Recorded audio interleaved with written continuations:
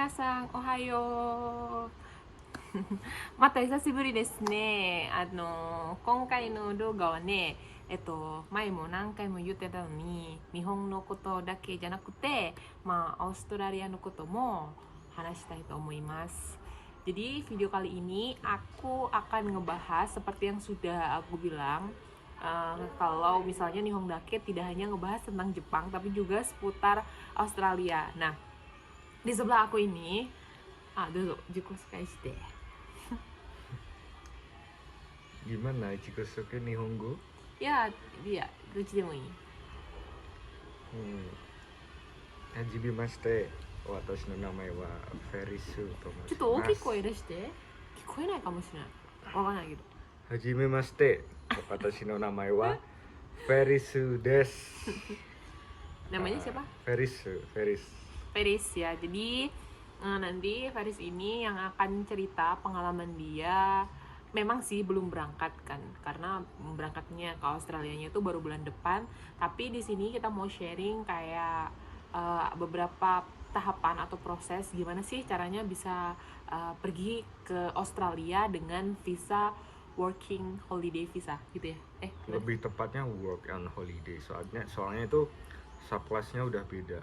Kalau untuk Asia dan pokoknya seluruh Asia lah itu pakainya 462. Enggak Asia aja sih. Beberapa negara di Amerika Selatan sama Eropa pakai 462.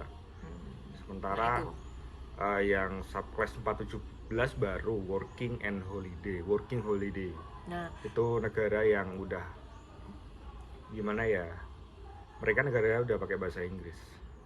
Ya intinya nanti dijelasin karena aku juga baru kayak tahu kalau ternyata ke Australia itu bisa kerja pakai visa kayak kerja ya sambil liburan gitu kan. Nah itu nanti gimana prosesnya dan gimana persyaratannya, nanti mari kita tanya-tanya ke narasumber kita lah.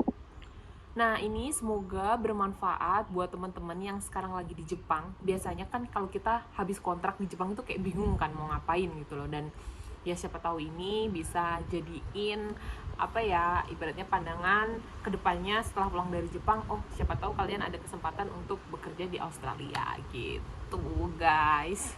Jadi gimana sih maksudnya ini tuh visa apa gitu dan gimana gitu. Jadi ini tuh sebenarnya visa yang dikasih oleh pemerintah Australia karena mereka ada kerjasama ekonomi kan Indonesia antara Australia. Jadi pemerintah Australia itu kasih jatah ke warga negara Indonesia visa work and holiday. Jadi mereka dikasih kesempatan untuk bekerja dan berlibur atau berlibur sambil bekerja, sama aja sebenarnya. Jadi ya di sana ya sebenarnya tuh lebih ke kalian tuh suruh berlibur, kalau uangnya habis bisa kerja, jadi gak kehabisan uang. Sebenarnya sih kayak gitu, tapi kan tahu sendiri lah ya orang Indonesia kayak gimana, gak usah liburan lah, yang penting cuan. Intinya kalau orang Indonesia kebanyakan ya nggak sih, kebanyakan ya nggak banyak juga, tapi kebanyakan mereka itu kesana pakai visa ini itu ya memang untuk kerja gitu ya. Sama lah kalau dibilang kayak kita Kensu atau kita Tokute ke Jepang juga gitu aja kan ya sebenarnya. Nah itu ada kontrak nggak sih, atau visanya tuh berlakunya berapa tahun gitu? Kalau kontrak tuh gak ada kan, kita kan mandiri ngurusnya, semuanya mandiri. Jadi sampai sana pun kita nyari kerjanya pun juga sendiri, cari akomodasi sendiri, pokoknya serba mandiri semua lah. Dan itu berlaku visanya 1 tahun, bisa diperpanjang sampai tahun ketiga. Jadi totalnya 3 tahun. 3 tahun total. Cuma karena pandemi ini pemerintah kasih 1 tahun lagi buat ngajuin visa COVID. Jadi bisa dapat tambahan waktu 1 tahun lagi. Tapi nanti kalau COVID udah nggak ada, nggak tahu juga sih masih dikasih apa enggak, kayaknya enggak deh kayaknya. Tadi kan kamu bilang visanya itu mandiri gitu ya Riz ya. Nah itu tuh maksudnya gimana? Itu kayak kalau Jepang kan kalau magang kan perlu LPK, ya kan, perlu kumiai. Nah itu kalau kesana itu gimana gitu? Apakah ada yang seperti itu? Kalau itu sih nggak ada sih ya. Yang penting memenuhi syarat dari pemerintah aja yang dikasih. Jadi kita nggak usah lewat agen atau apa itu nggak perlu. Sebenarnya ada kalau mau pakai agen, tapi biayanya pun juga nggak masuk akal. Itu sebenarnya bisa Oh, nggak pakai agen, kita ngurus sendiri pun sebenarnya ya bisa. gampang sih, bisa sih Hmm, asal ada kemauan, bisa gerak, nggak males cari tahu, cepat aja kayak aku. oke. Dan di sana kan katamu kayak papa sendiri, akomodasi sendiri. Itu maksudnya gimana? Kalau kita kan disediakan nih, Hmm, kalau kayak Toko Tegino, semandiri-mandirinya Toko Tegino berangkat sendiri kan tetap di sana ada Toroku hmm. Kang, ada TSK yang nanti kayak nyediain ini apartemen kamu di sini, ini kamu Hmm. gini. Kalau di sana itu gimana? Kalau WHV, Hmm. work and holiday sendiri nggak ada kayak gituan, jadi ya bener-bener mandiri, Jadi cari sendiri. cari sendiri apa-apa. Hmm. Jadi kita tuh berangkat atas inisiatif sendiri, jadi apa-apa harus sendiri semua, jadi kita udah bebas gitu loh, sampai sana mau ngapain aja bebas, jadi nggak kayak kita ke Jepang jadi harus keterima Hmm. perusahaan dulu baru cari ke Jepang, baru cari apa, Kalau di Jepang kan prosesnya kita cari job dulu. cari job dulu lah intinya, Kalau di sana itu nggak kita perlu. urus visa dulu. Kan kalau di Mm-mm. Jepang kan cari job, Mm-mm. dapat visa kan gitu. Kalau Mm. ini kebalikannya kayak dapat visa dulu baru nanti di sana cari job dan Ya. lain-lain gitu kan. Karena Gitu. pada dasarnya pun ini tuh bukan visa kerja sebenarnya. Tapi dimanfaatkan untuk Dimanfaatkan. nyari cuan lah gitu ya. Intinya gitu aja sih. Dan tadi kan bilang kalau misalnya setahun terus diperpanjang. Nah kalau di Jepang itu kan 1 tahun diperpanjang itu asalkan kita ikut ujian. Kalau untuk magang ya. Hmm. Nah itu gimana kalau di sana? Ada Kalau di ujiannya juga? sana kalau mau perpanjangan tahun kedua tuh nggak ada ujian-ujian sih, karena kan udah dari persyaratan pertama kan udah memenuhi syarat, jadi mereka untuk tahun keduanya sama tahun ketiga cuma disuruh ngumpulin slip gaji selama 3 bulan Mhm. kerja di sektor yang Mm-mm. kritis di sana, yang benar-benar lagi butuh pekerja, yang pekerjanya lagi sepi di salah satu state yang dibutuhkan. Nah kayak gitu, Jadi jadi syaratnya cuma itu iya aja. cuma Kita itu aja sih. Yang ketik. penting kita cek dulu sebelum kerja daerah mana sih yang eligible, yang bisa buat perpanjangan tahun kedua atau tahun Oh ketiga. itu ditentuin. Udah ditentuin. Kayak nggak bisa nih kita maunya di Sydney aja terus itu nggak bisa. Nggak bisa, soalnya Sydney kan udah, dia city kan udah maju, jadi nggak terlalu pekerjaan sama pekerja banyak lah. Beda sama Hmm. daerah suburb, daerah di pinggir-pinggiran, kan mereka jarang ada pekerja juga. Maka ya mungkin pemerintah Australia ya kayak kerja sini dulu baru bisa perpanjang tahun kedua atau Jadi ketiga. syarat perpanjangannya itu kita kayak harus ke daerah yang ya intinya di sana kurang pekerja segala macam bla bla bla blanya Karena dan daerahnya itu sudah ditentuin mana-mana yang bisa untuk memperpanjang visa sampai 3 tahun gitu. ya karena emang di sana tuh gak ada orang. Hmm. Pulau segede itu, negara segede itu, penduduknya cuma jutaan berapa gitu, gak tahu pastinya. Beda sama kan kita 100 jutaan. Kalau di sana emang gak ada yang kerja Jadi gitu. syaratnya hanya itu aja. Jadi memang udah nggak ada tes-tesan kayak gitu ya kalau udah Nggak ada, nyampe di sananya ya. nggak ada sama sekali. Oke, jadi seperti itu untuk visa work and holiday. Aduh, Inggrisku tuh nggak bagus banget. Nah, jadi ini tuh gimana? Syaratnya kayak misalnya kalau di Jepang kan ada tinggi badan, umur. Nah, itu persyaratannya tuh gimana kalau di sini? Kalau buat persyaratannya sih kan beda kan ya. Karena di Jepang kan emang kita harus ibaratnya ngelamar kerja kan, jadi harus ditentuin segini Ya, buat ada batasan umur, ada itu kalau di sana persyaratan gitu. sini. Kalau di sini tuh kita kan pengajuan cuma buat visa, jadi ya cukup Jilbabku nggak ada. per dilengkapin aja persyaratannya. Hmm. Misalnya kayak sertifikat bahasa Inggris kita, Australia kemarin pakai IELTS ya, sampai sekarang sih pakai IELTS. Pakai IELTS. Jadi syaratnya itu minimal gimana skor? Kalau itu kayak JLPT gitu nggak sih? Kalau IELTS JLPT tuh? kan dia lulus gak lulus gitu kan. Enggak sih, ada skornya juga. Nah Ada kalau skor. IELTS minimal skornya 4,5. Itu Jadi ikut IELTS ya, bukan TOEFL ya? bukan, TOEFL udah nggak bisa. Dulu bisa sih, tapi udah lama banget diganti.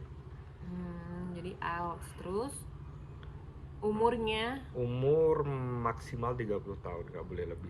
umur maksimal 30 tahun. Jadi watashi dekinai. Nggak bisa. Mande. Kenapa Nggak sih aku bisa. kayak telat banget tahu visa ini gitu. Jadi aku udah sangjusai jadi dekinai. Jadi buat teman-teman yang umurnya belum 30 tahun bisa deh tuh. Terus syarat lainnya kalau untuk pendidikan akhir, kalau di Jepang kan SMA aja udah bisa nih, setara SMK, SMA gitu. Kalau WAV minimal itu harus D3 atau S1 minimal menjadi mahasiswa aktif selama 4 semester 2 tahun lah. Kalau D3 harus lulus ya. Oke. Kalau Jadi S1 kalau minimal S1 minimal 2 tahun, 4 2 semester. tahun. Nih, misalnya aku kuliah, terus aku kayak udah 2 tahun, terus aku cuti untuk ikut program ini bisa. Bisa. Yang penting udah belajar selama 2 tahun. Udah, itu aja. Tapi kalau misalnya lulus S1 dan lulusan D3, kalau D3 memang wajib selesai. D3 wajib selesai. Oke. Jadi buat kalian yang mau ke sana setelah dari Jepang, pindah buruan dah. Itu kan ada tuh kampus kayak UT gitu. Bisa itu kok. bisa nggak sih? Bisa kok. Yang penting terdaftar aja di PD Dikti, cari PD Dikti itu kayak dia pangkalan data Kemendikbud, kayak kuliah kita tuh legal apa enggak, terus kampusnya tuh abal-abal atau enggak, legal atau enggak, terus ijazah kita legal juga apa enggak, itu bisa dicek di situ semua di Dikti. Jadi kalau pengen daftar kuliah, pastiin dulu di PD Dikti, dicek kevalitannya, kampusnya ada atau enggak, terdaftar atau enggak, itu dicek dulu. Oke. Kalau kalian asal-asalan kuliah aja dan nggak terdaftar di PD Dikti, ya buang-buang duit kuliah juga.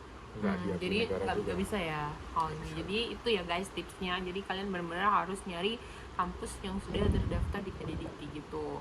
Terus apalagi syaratnya, kayak tinggi badan nggak ada ya kayaknya? Nggak ada, mereka kriteria nggak. untuk fisik enggak lah ya, Nggak penting ada sama syarat sekali. dokumen ya. Lantas itu yang perlu disiapin kayak KTP, paspor, kayak gitu-gitu kan. Terus ya syarat yang paling berat menurut kita mungkin ya yang sudah pernah ke Jepang lantas belajar bahasa Inggris, mungkin ngambil IELTS-nya itu. Nah dulu kamu ngambil IELTS-nya itu gimana belajarnya? Ada saran nggak buat teman-teman yang kalau emang dari nol itu sangat tidak disarankan, nggak ada basic sama sekali, tidak disarankan untuk belajar sendiri karena memang susah, kecuali kalau emang ada kemauan dan niat yang kuat. Jangan belajar sendiri, soalnya susah.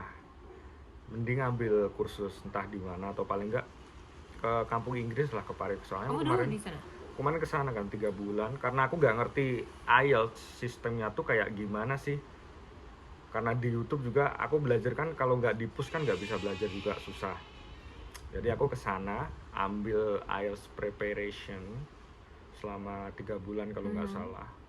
Ya aku mempelajari semuanya, sistemnya tuh gimana sih, jadi soal-soalnya tuh gimana, kriteria soalnya tuh kayak gimana, jadi nanti pas tes nggak kaget, jadi udah tahu kisi-kisinya lah. Gitu. Itu berapa biayanya sampai 3 bulan itu? 3 bulan itu kemarin 1 bulan kursusnya 1.200.000. Nah, terus belum kos dan uang makan dan lain-lain. Jadi per bulan kira-kira berapa nih kamu habis supaya dapat referensi ya teman-teman ya? Aku kan emang kemarin kan niatnya nggak 100% belajar juga kan, karena sebagian aku pengen cari relasi juga. Jor-joran juga sih, ya nggak hemat-hemat banget, 3 jutaan lah aku sebulan di sana. Tapi bisa kok kalau mau lebih ngirit lagi sebenarnya bisa, cuma aku aja yang agak boros dimakan aja.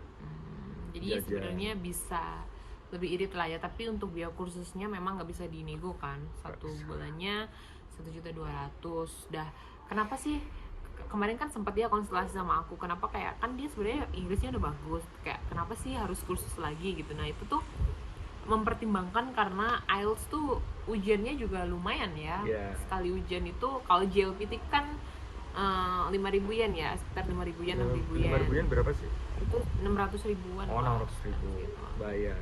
Kalau IELTS bayar, nggak bisa kayak kamu belajar seadanya, belajar biasa, nggak terlalu serius, terus kamu ambil IELTS, Soalnya sekali tes itu 3 juta.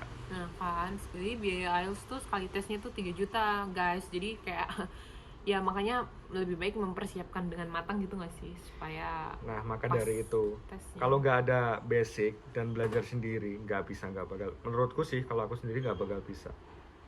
Oke. Kecuali kalau emang ada niat yang bener-bener tiap hari belajar terus, mungkin bisa sih. Cuma 4,5 nggak susah-susah banget sebenarnya. Kan aku ini memang sih susah juga ya karena belum ketemu sama orangnya, tapi nanti semoga ada kesempatan dia ketemu temennya untuk wawancarain atau tanya-tanya pengalaman temennya. Jadi ada juga ex magang yang temennya dia ketemu waktu itu. Jadi katanya tuh dia juga ikut kursus di Pare tuh bahkan sampai Iya, dia tuh dari nol, bahkan dari pulang dari Jepang pengen ikut WHV ini dari nol, bener-bener nol. Terus dia akhirnya ambil ke Pare, ambil kursus itu dari basic, dari nol banget sampai dapat skor 5. Sugoin Itu 1 tahun 2 bulan. Wow. Itu dibarengi dengan niat yang serius. Jadi dia nanti angkatanmu ya. Jadi kemarin Ya, juga angkatanku. dapat kuota. Nah, cuma dia belum granted aja. Cuman visanya masih belum granted. Semoga nanti ada waktu ketemu sama beliau, jadi nanti bisa tanya-tanya sharing gitu. Nah, jadi terus setelah itu apa lagi syaratnya kemarin tuh ya, lupa aku. SKCK, SKCK. minimal setingkat Polda. Jadi nggak bisa di Polres, apalagi di Polsek. Jadi kalau setingkat Polda, kalau kalian domisilinya di Jawa Timur berarti harus ke Surabaya. Ya. Lalu ada MCU juga nggak sih, kayak Kosindang itu medical Ada check-up? sih, ada. Itu kalau udah dapat surat rekomendasi baru kita allot visanya ke IMI account, ke websitenya pemerintah Australia.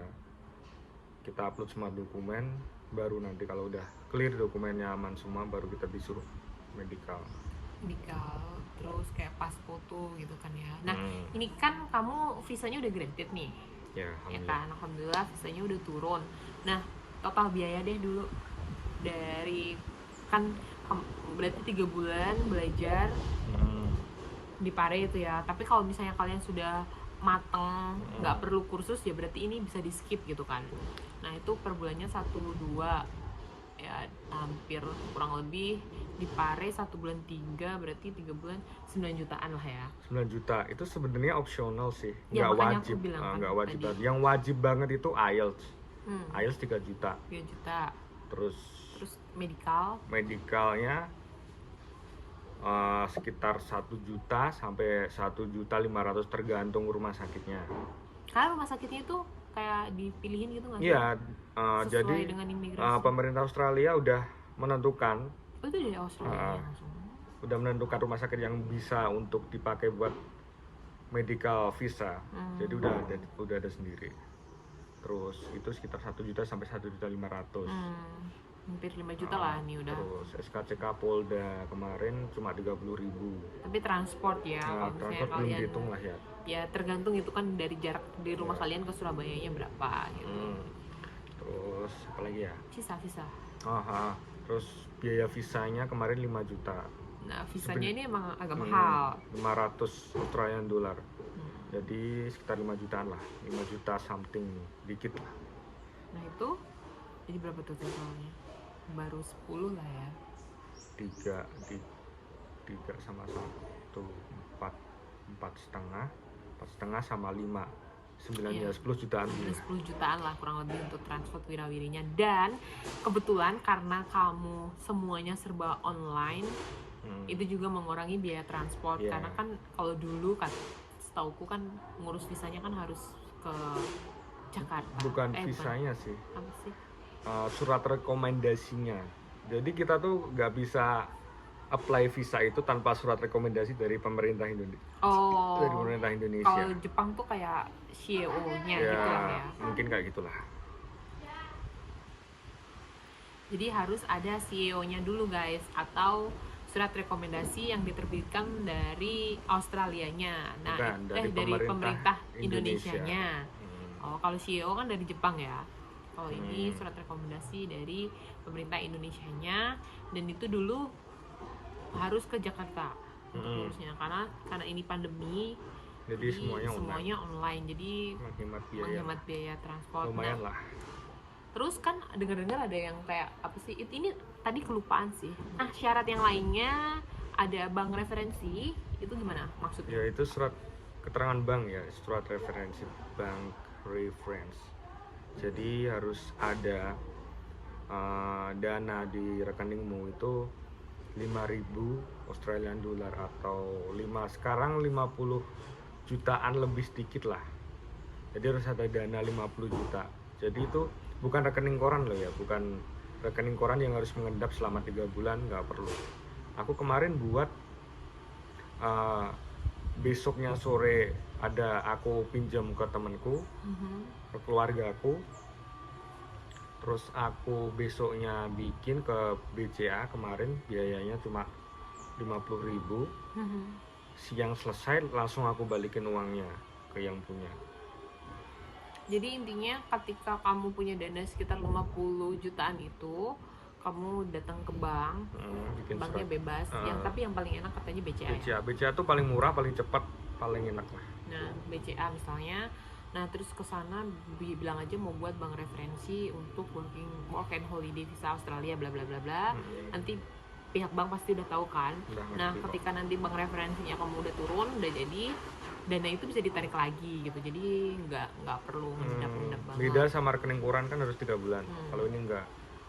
Itu tuh sebenarnya cuma surat untuk menyatakan bahwa di rekeningmu tuh ada uang segitu. Jadi di sana tuh kita tuh terjamin pas pertama datang kan belum ada kerjaan. Jadi mereka tuh mau make sure ke kita bahwa ya kita tuh nggak boleh nganggur di sana, nggak boleh jadi gembel lah ibaratnya. Berarti jangan sampai kehabisan duit lah ya. Nah, duit 50 itu mungkin kayak oh ini mampu nih gitu. Memang secara finansial untuk ke Australia memang membutuhkan biaya pribadi di awal, karena apa-apa kan memang kita sendiri, kayak akomodasi nanti ketika nyampe di sana, tiket pesawat juga semuanya sendiri. Dan setelah visa turun itu memang bebas banget, kamu mau berangkat kapanpun sesiapnya kamu gitu loh. Jadi makanya waktu 1 tahun. Jadi makanya papa harus disiapkan sendiri gitu. Dan itu kan biaya-biaya yang dikeluarin. Kemarin tiket dapat berapa? Tiket dapat 6.500.000. 6.500.000. Jadi kurang lebih sekitar segituan lah untuk tiket dan dokumen-dokumen dan persiapannya, itu kurang lebih sekitar, ya kita harus nyiapin sekitar 20 jutaan lah. Iya, kurang 20 lebih jutaan itu balik kok nggak nyampe tuh 20 jutaan. Nah, terus itu kan belum termasuk nanti uang saku nih, anggap aja kayak gitu. Uang saku untuk akomodasi itu kira-kira kamu bawa berapa? Sebenarnya sih ya kalau bisa ngira-ngira sendiri aku kapan sih dapat kerjaan lama atau enggak. Kalau cepet sih ya bawa uang mungkin 5 juta aja cukup sih. Tapi jangan coba-coba bawa uang segitu kalau belum ada, kita berangkatnya sendiri dan nggak ada relasi di sana, dan kita bawa uang dikit, nggak bisa, jangan, nanti bakal kehabisan uang. Soalnya di sana kan semuanya kan serba mahal dan pakai dolar juga. Jadi kalau dipilih amannya sih sekitar 15 sampai 20 juta itu untuk jaga-jaga ya guys. Karena kan ya jelas lah, pasti kan di sana biaya apartemennya juga harus sendiri, terus makan, dan kita juga nggak bisa langsung kerja kan, kayak harus apply ke beberapa perusahaan supaya bisa mendapatkan pekerjaan. Tapi ketika nanti nasib kalian baik, atau mungkin di Indonesia kalian udah punya relasi, kayak udah ada tempat tujuan yang kamu tuju, itu jauh lebih memudahkan kalian untuk langsung bisa mendapatkan pekerjaan, begitu kan? Ya, rata-rata sih kalau nggak pilih-pilih pekerjaan, ada lowongan langsung sikat aja lah. Itu mungkin seminggu udah dapat sih, sekitar semingguan sih. Itu bahkan kalau emang kalau emang satset orangnya itu 3 hari 4 hari udah dapat kerja. Kayak kita nggak pilih-pilih, karena kan memang di sana tuh bebas banget kan, kayak iya nggak sih, kayak kita mau kerja apa aja tuh kayak bebas gitu nggak sih? Ya, bebas. boleh di sektor apapun itu bisa gitu kan. Nah jadi ini tuh tergantung kalian, dan kenapa sebenarnya bagus banget nih buat kalian yang misalnya nanti memenuhi syarat.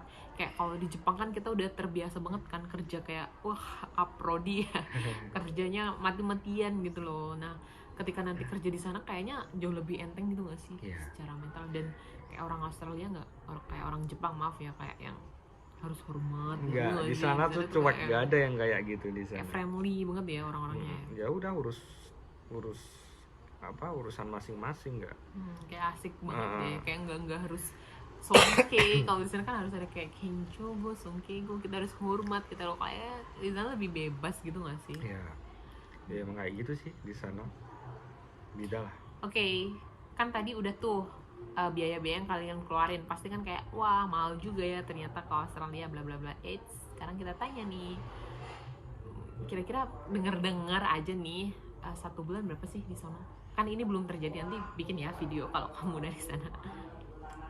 Kalau itu sih tergantung, pokoknya di sana UMR-nya udah ditetapin kemarin sekitar kalau nggak salah ya $21 per jam. Jadi mereka tuh ngupah kita tuh per jam dan diberikan seminggu sekali. Jadi gajiannya itu seminggu sekali, bukan 1 bulan sekali. Orang sana tuh gajiannya seminggu sekali, nggak sebulan sekali kayak di sini ya, kayak di Jepang. Jadi ya $21 tuh berapa? $21 kalau sekarang dikursin sekitar 210 something lah, 100.000 per 1 jam. jam per jam. Aku per jam 950 yen. 100.000, bedanya jauh banget. 200. Tapi di sana ada nggak kayak asuransi gitu? Kan di Ada. Jepang ada. Kan kalau di Jepang kan kita diurusin sama TSK atau Kumiai. Kumiai kan. Kalau di sana kita ya nyari-nyari sendiri. Tapi tuh ada asuransi kesehatan. Ada gitu, kesehatan, ada pajak itu pajak, ada. mahal nggak? Pajak sih kalau semakin besar penghasilanmu maka Sama ya lah semakin ya, besar, sama berarti aja. kayak Di di mana-mana Jepang ya sama gitu. aja. Dia itu biasanya ya nantilah kalau untuk masalah gaji kan tadi udah diceritain kan. Kalian hitung aja range-nya sekitar 200.000 per jam. Jadi kalau kalian kerja ya minimal 8 5 jam lah, 5 jam bisa dikaliin, minimal 5 jam lah, 5 jam 6 jam lah, bisa dikaliin sendiri kan dapatnya berapa. Karena belum juga kan, nanti deh kalau udah nyampe di sana kita buat videonya ya, buat lah, pokoknya ini bakal ada Jepang Australia terus gitu. Jadi udah segitu aja video kali ini, pengenalan tentang gimana sih bilangnya, work and holiday visa gitu.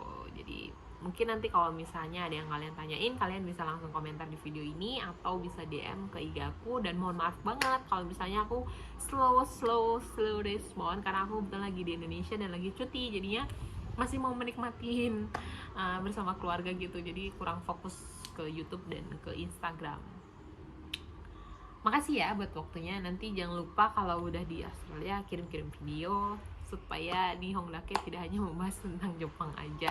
Semoga video ini bermanfaat buat kalian yang misalnya kayak siapa tahu kalian nonton ini terus kayak oke, aku memenuhi syarat nih, aku pindah haluan aja deh ke Australia. Siapa tahu ada yang seperti itu.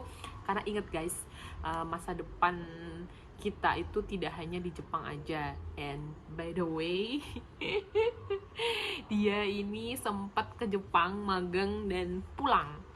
Jadi bisa aku bilang dia gagal waktu itu magang ke Jepang karena memang ada benar-benar masalah yang ya pokoknya mengharuskan dia pulang. Jadi kayak baru numpang kencing doang deh kayaknya di Jepang. Kayak baru 1 bulan kerja, bukan perkara dia nggak kuat pekerjaan di Jepang atau di Jepang itu tekanan, enggak bukan gitu. Memang ada masalah pribadi ya, kena musibah lah yang kita kehilangan seseorang yang kita cintain, dan dia harus pulang ke Indonesia dan gagal ke Jepang gitu. Itu gagalnya tuh nggak nanggung tuh, udah gagal total ya, udah bayar ibaratnya di LPK juga udah habis 50 jutaan lantas udah gagal, terus pulang harus malu. nanggung malu, pulang juga tiket apa semuanya sendiri, sebenarnya biayanya banyak banget yang dikeluarin. Dan ya itulah, kena lah ya serangan kayak dibilang lemah lah, yang penyakitan lah, orang banyak banget yang ngejudge dia seperti itu. Dan ya emang sekarang belum terbukti sih, semoga nanti bulan depan bisa lancar ke Australianya, dan di sana ya memang butuh waktu aja untuk menjawab. Jadi ini mungkin bisa juga buat teman-teman yang kayak kok gagal ya ke Jepang, kok aku nggak bisa ya dapet job ke Jepang segala macamnya. Jadi intinya sukses itu tidak hanya di Jepang aja kok gitu, dan berusaha untuk bangkit, dan alhamdulillahnya bisa ke Australia. Ya menurut aku jauh lebih bagus di sana daripada di Jepang sih. Tapi Jepang juga bagus. Tapi intinya gagal di Jepang bukan berarti kayak lu nggak punya masa depan gitu, enggak. Selagi lu bisa usaha, ada niat, ada kemauan, dan ada tindakan, lakuin. Dan ya alhamdulillah, semoga lancar ya nanti ke Australianya. Jadi buat teman-teman yang gagal ke Jepang, jangan patah semangat. Udah bodo amat cacian maki orang ngomong apa-apa, nggak usah dihirauin, fokus aja sama tujuan kalian. Insya Allah pasti ada jalannya gitu. Yang penting gerak, jangan diem aja Ya. Udah tahu gagal tapi diem, ya selamanya bakal jadi orang gagal. Nah, Intinya kalau gagal jangan mau gagal lagi. tetap berusaha bangkit dengan cara yang lain gitu. Semoga ini membantu ya buat teman-teman yang nonton video ini. Gamari Masyo.